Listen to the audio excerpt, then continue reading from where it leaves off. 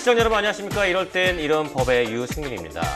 2000년대 한국 사회를 강타했던 키워드는 바로 잘 사는 법을 뜻하는 웰빙이었는데요. 최근에는 잘 죽는 것을 뜻하는 웰다잉에 대해 많은 사람들이 관심을 갖습니다.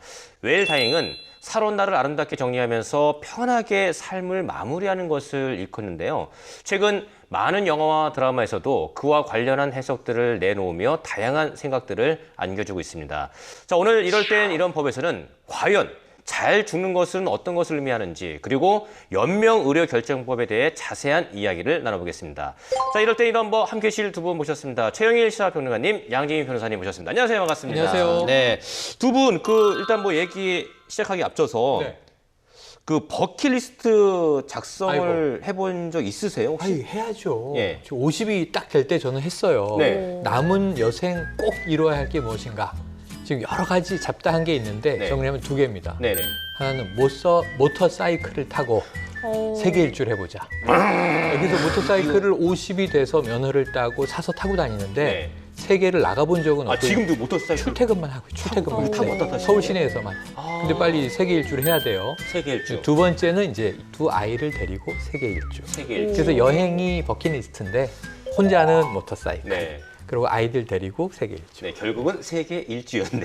예. 그러네요. 우리 변호사님은. 좀 저는 아직까지 뭐 이렇게 깊은 생각을 젊으시니까요. 해본 적이 없어서 아직은 써본 적이 없는데 저도 이제 평론가님을 따라서 50이 되면 50이 되면. 50이 되는 네네. 해에 딱 한번 써볼까 합니다. 네. 근데 마음이 참 뭐랄까요? 하고 싶은 게 너무 많을 것 같아서 잘 쓸 수 있을지 모르겠어요. 네. 저는 예전부터 명 프로의 MC가 돼보는 게 버킷리스트. 생각이 있었고. 지금 하고 있잖아요. 또 화이트 라이프에서 명 프로 또 MC 하나. 자, 오늘 이럴 땐 이런 법 들어가기 전에 사건 먼저 보시도록 하겠습니다.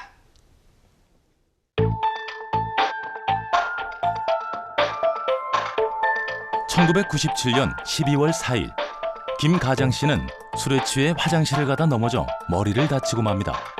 곧바로 병원으로 가게 됐고 응급수술이 진행됐는데요. 선생님, 저희 남편은 상태가 어떤가요? 경막외출혈로 현재 뇌의 혈종은 제거했지만 아직까지 부종으로 자발호흡이 돌아오진 못한 상황입니다. 그럼 지금 식물인간 상태인가요? 일단 현재는 빛에 대한 반사와 통증에 대해 반응하는 거로 봐서는 의식이 회복되는 추세로 보입니다. 며칠 더 두고 보시죠. 혹시 김가장 환자 수술비 얼마 나왔나요? 잠시만요. 수술비와 입원 비용 다 합쳐서 현재까지 260만 원 가량 됩니다. 네? 260만 원이요? 그렇게 큰 돈을 어디서 구하지? 사업도 망하고 그렇게 가족을 때리더니 이젠 다쳐서까지 가족들을 힘들게 하는군요. 평소에 가족들에게 조금만 더 잘하지. 왜?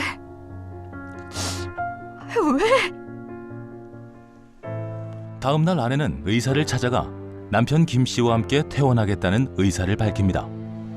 선생님, 저희는 병원비를 낼 경제적 능력이 안 됩니다. 그냥 신랑을 집에서 직접 간호하겠습니다. 현재 자가호흡이 어려워서 퇴원하실 경우 남편은 곧바로 사망하실 수 있습니다. 그런데도 퇴원을 하시겠다는 겁니까? 저희는 하루 벌어 하루 살아가는 사람입니다.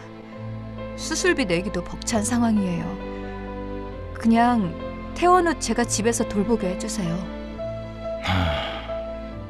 그러시다면 퇴원 후 남편분의 사망에 대해 법적인 이의를 제기하지 않겠다는 귀가서약서에 서명하신 후 퇴원 절차 밟으세요. 그렇게 김가장 씨는 집으로 돌아왔는데요. 하지만 인공호흡 중단 5분 후에 사망하고 맙니다. 그 때문에 아내와 퇴원을 허락한 의사들은 살인죄로 재판을 받게 됩니다. 판결을 하겠습니다. 사망한 김가장이 죽을 것을 알고도 퇴원을 요구한 배우자 나시메 씨는 부작위에 의한 살인죄로 징역 3년, 집행유예 4년, 주치의와 주치의를 보조한 3년차 수련이에게는 자기에 의한 살인 방조죄를 적용하여 징역 1년 6개월과 집행유예 2년을 선고한다.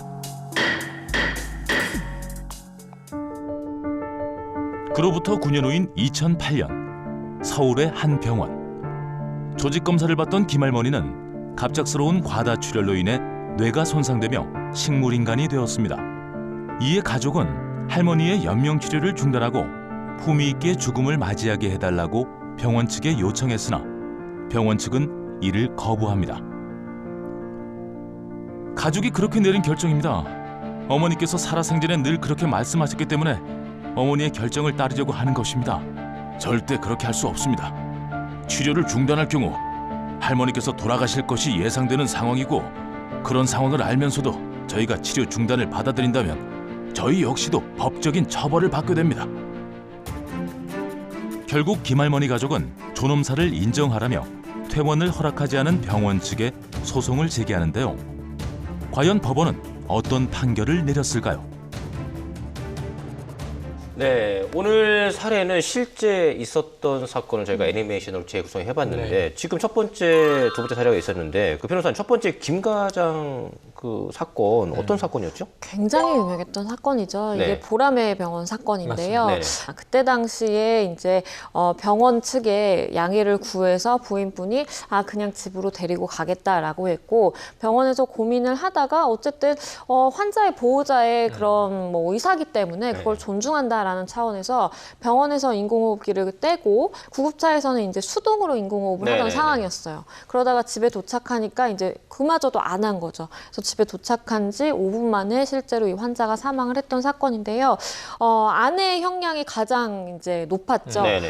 징역 3년에 집행유예 4년이고요. 부작위에 의한 살인죄가 인정이 됐습니다. 왜냐하면 아내 같은 경우에는 남편을 돌봐야 될 그 의무가 있는 사람인데 내가 아무것도 하지 않음으로써 이 사람을 사망에 이르겠다라는 거고요.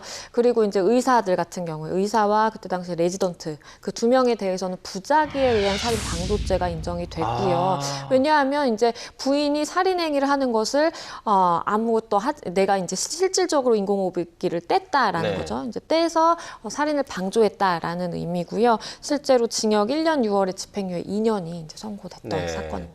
그 두 번째 또 김할머니 사건도 가족이 또 이렇게 거부한 건데 그러면 그 가족 똑같은 처벌을 받았어요?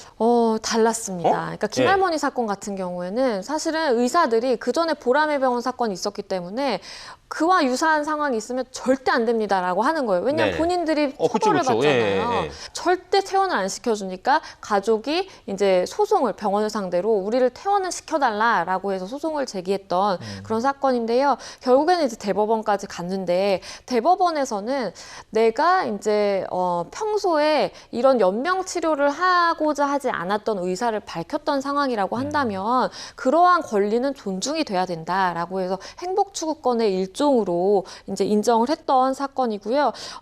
내가 연명 치료를 할지 말지는 개인의 사실 의사에 달린 것이다라는 것을 처음으로 인정한 판결이기 때문에 굉장히 의미가 있었던 사건이죠. 그래서 그때 당시 김할머니가 이 인공호흡기를 뗐는데도 스스로 호흡을 꽤 오랜 시간 하셨어요. 총 201일 동안 계속해서 인공호흡기 없이 이제 살아 계셨던 200일 정도를. 그렇죠. 그래서 그때 당시에도 제가 기억하기로도 뭐 100일이 지났는데도 아직까지 할머니가 살아 계시다라고 뭐 뉴스에도 나오고 그러다가 결국에는 이제 200일이 조금 지나서 돌아가셨죠. 네. 그 김과장 사건은 97년도 얘기고 김할머니 사건 2008년도 그렇습니다. 사건인데 한 분은 5분도 안 돼서 돌아가셨고 한 분은 200일 이상을. 어떻게 보면 내용이 좀 결과가 봤을 때 상반되거든요.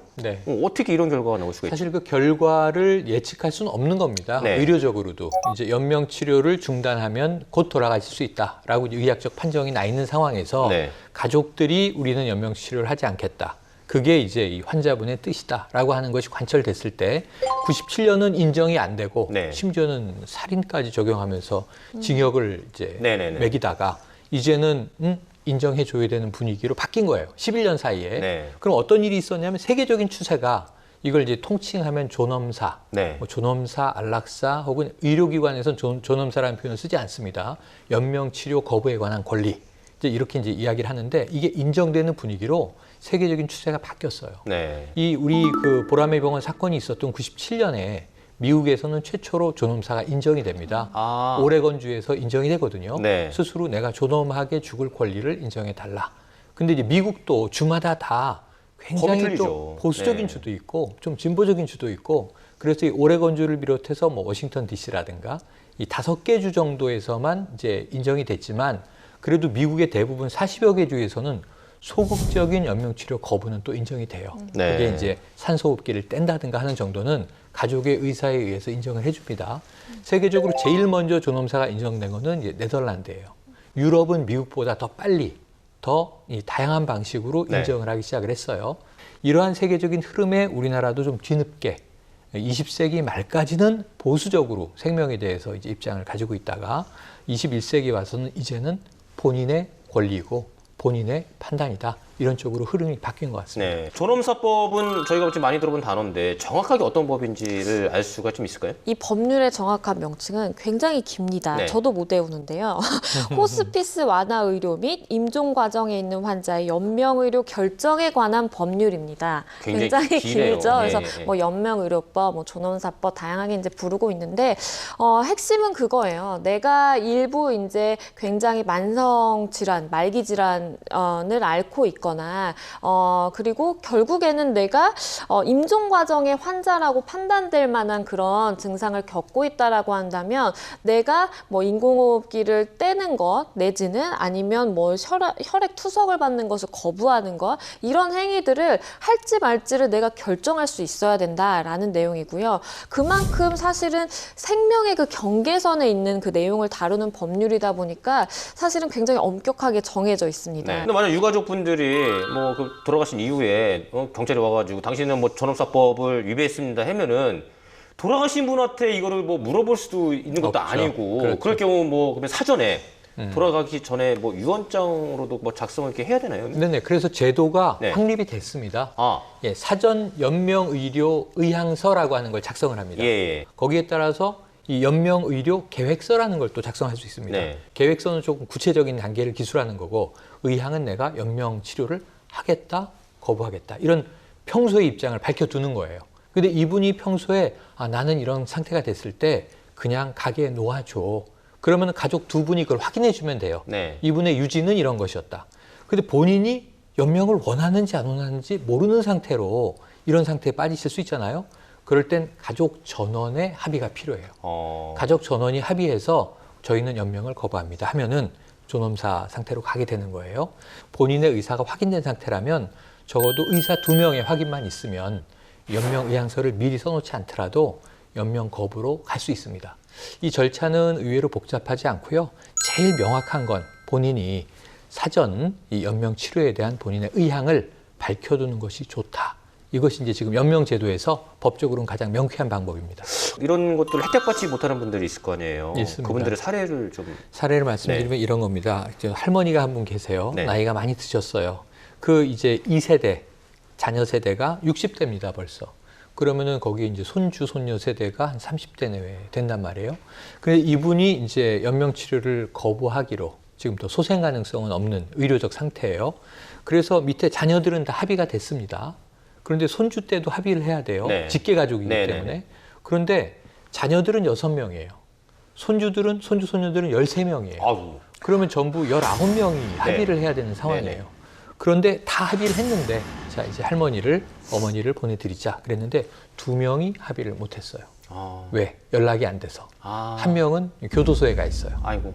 그리고 한 명은 사이가 안 좋아서 가족들과 싸우고 등적. 어디론가 튕겨 나갔는데 네. 소원하기 지내서 연락이 안 돼요. 네. 그 2명의 동의를 서명으로 합의서를 확인하지 못하니 지금 병원에선 제도적으로 안 됩니다. 근데 이게 지금 너무 빡빡한 것 아니냐. 네. 일본 같은 경우에는 직계냐 아니냐가 중요하지 않아요. 가족 중에 복수 이상으로 동의하면 처리가 됩니다.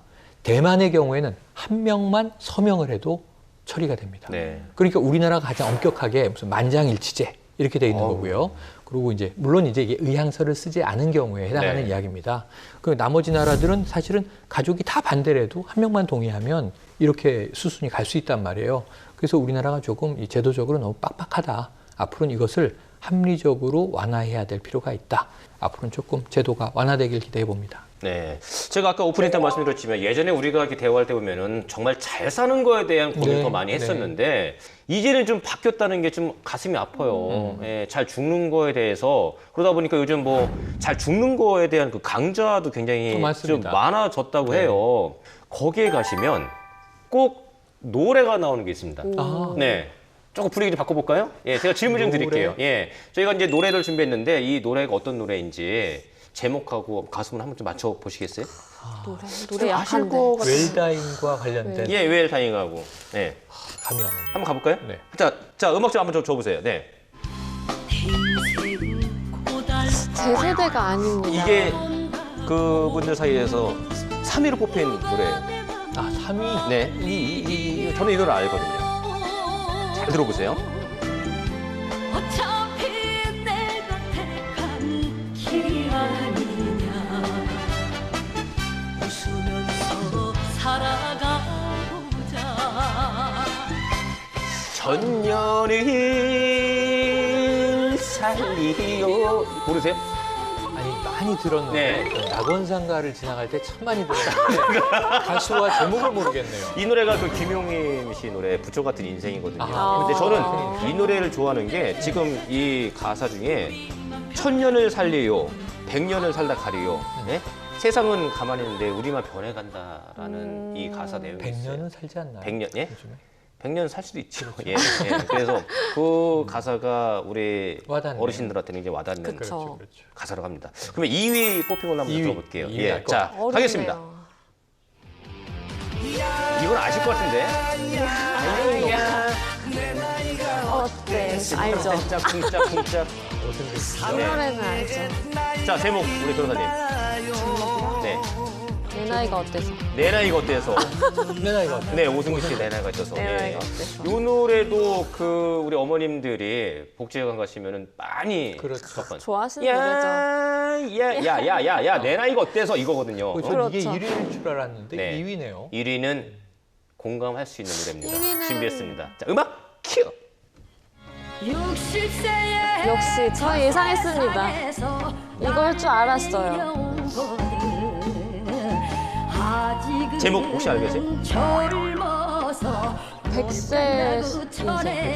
네, 100세 인생. 그 100세 인생. 이해란 씨. 아모르 파티 부르신 분이잖아요. 네, 이분이 또 이 노래로 무명의 서름을 또 그렇죠. 인생 역전. 보통 우리가 그 100세 인생 지금 하고 있지만은 뭐 100세까지 아까 말씀하셨지만은 네. 이 노래는 따지고 보면은 150까지 갑니다.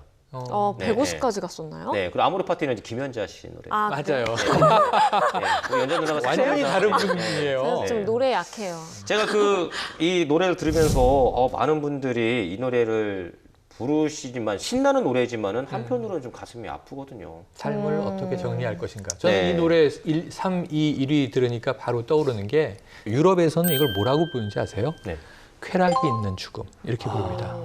왜냐면 음악을 들으면서 이제 저 세계로 간다든가 그 러브 액츄얼리 같은 유명한 영화 보시면 네. 사랑하는 사람이 떠나서 세상을 떠나서 장례식을 할 때 고인이 평소에 좋아했던 음악을 틀어주는데 이게 중요한 것 같아요. 네. 예를 들면 비틀즈의 노래, 월리스 리디드 러브 이런 걸 좋아했다. 그럼 그 음악이 나올 때 이렇게 응부를 하거든요. 네, 네. 그래서 저는 한번 제 장례식은 어떻게 한번 꾸며볼까. 저의 생애의 사진들이 막 보이고 네. 그 뭐 친지 가족들과 친구들을 앞에서 소수 그리고 제가 좋아했던 노래 한 곡 들려주면 좋겠다 생각했는데 좀 바보처럼 살았군요밖에 생각이 안 나더라고요. 그렇죠. 약간 슬픈 노래예요 생각이. 그러니까 너무 슬픈 거 갑자기 아니에요? 눈물 날라고 그러네. 너무 슬픈 거 같은데요? 네, 슬프죠. 다시 그럼 저희가 오늘 선곡해 뭐 보겠습니다. 잘 죽는 법 웰당이 얘기하지만은 네. 잘 사는 법으로 좀 갈게요 저희가. 아, 그게 네. 잘 죽는 것과 잘 사는 것은 쌍이에요. 네. 그러니까 웰다잉은 어떻게 이루어질 수 있나요? 잘 살아야 웰다잉을 할 수 있어요. 그렇죠. 웰빙을 못했는데 네. 다잉만 잘한다? 이런 건 없고요. 네. 웰빙을 했을 때 마지막 완성이 웰다잉으로 끝나는 거 아닐까 이런 생각을 해봅니다. 아 갑자기 뭐 눈물 나올 수 있어요. 그러니까요. 연말인데 분위기가 네. 수상하네요. 자 우리 이제 해외 좀 얘기 좀 해볼게요. 2018년 5월에 호주의 104세 과학자 네. 그 데이비드 구달 이야기가 그 세계인의 관심을 좀 많이 받았거든요. 이때 어떤 내용이죠? 저도 그 해외 토픽처럼 전해진 소식인데 네. 생각할 거리가 많았습니다. 세계적인 물리학자예요. 데이비드 구달 할아버지입니다. 네. 근데 이제 정정하세요, 사실은. 104세. 104세인데 건강해요. 네. 연구도 연구도 하고 연구실에도 나가고 거동도 합니다. 근데 이분이 내가 살면서 이룰 수 있는 건 다 했다. 여기서 내가 뭐 더 할 게 없다. 그러니까 나는 삶을 지금 행복한 수준에서 마감하고 싶다. 그래서 스스로의 삶의 마감을 선택합니다. 이게 허용이 또 된 거죠, 법적으로. 그래서 가족들, 소수의 가족이 지켜보는 가운데 이분이 마지막으로 음악을 틀어달라. 이렇게 이야기를 하는데 그게 베토벤의 심포니 9 네. 합창 교향곡이에요. 마지막에 환희의 송가가 나오잖아요. 네. 굉장히 이제 우리가 연말 연초 음악회 때 나오는 곡인데 이 웅장하고 아름다운 곡을 틀어놓고 정말 스르륵 잠자듯이 눈을 감았어요. 네. 근데 더 살면 안 될까? 이런 안타까움을 가지신 분도 있겠지만 본인이 나는 여기까지. 그리고 그 마지막 장면을 정말 멋지게 아름답게 마감했다는 점에서 또 부러움을 사기도 하고 논란이 되기도 했습니다. 네. 저게 옳으냐 그르냐.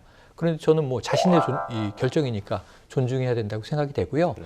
과연 이제 저러한 그 스스로의 생애 마감 우리가 어떻게 우리 사회는 또 받아들일지 이게 굉장히 중요한 어떤 화두가 된 것 같습니다. 제가 질문 좀 다시 한번 드릴게요. 네. 그 존엄사하고 또 안락사가 있잖아요. 네. 그 차이점이 좀 있을까요? 통상 상식적인 존엄사는 이 자신이 어떤 그 죽음에 이르는 투약을 합니다. 이걸 존엄사라고 불렀고요. 스스로 삶을 결정했고 넓은 의미로는 스스로 삶을 마감하기로 결정하는 것. 이게 존엄사고요. 안락사는 의료진이 투약을 해줘요. 물론 법적으로 합법적으로 결정된 영역 하에서 제가 보기엔 우리나라에서는 이게 좀 중복되는 부분이 분명히 있어요. 그럼에도 불구하고 의료적으로는 이 두 가지 다 혼용될 수 있는 영역이 있기 때문에 아까 말씀드린 대로 연명치료 거부에 관한 권리 이렇게 부르는 게 옳을 것 같습니다. 네. 자, 오늘은 연명의료 결정법에 대해서 얘기를 나눠봤습니다. 뭐 무혈당수 100세 시대라고는 뭐 예전부터 저희가 얘기를 했기 때문에 이제 마무리 한 줄 평으로 우리 두 분 잘 사는 법에 대해서 한 줄 평 좀 해주세요. 네, 그러니까 이제 이 잘 사는 것, 잘 죽는 것, 그걸 한마디로 표현하라고 하면 네. 흔히 쓰는 말이지만 그 마지막 순간에 질문을 해야죠. 신해철 씨의 노래도 있습니다. 네. 우리 앞에 생이 끝나갈 때 뭐라고 질문할 거야? 후회 없이 살았어? 그럼 나 정말 후회 없었어. 이 천상병신의 귀천 같은 거예요. 네. 하늘나라로 나 돌아갈 때 이 세상 소풍 정말 즐거웠노라고 말하리라. 이런 마음이면 잘 살고 잘 죽는 것 아닐까 싶습니다. 네. 우리 변호사님은요?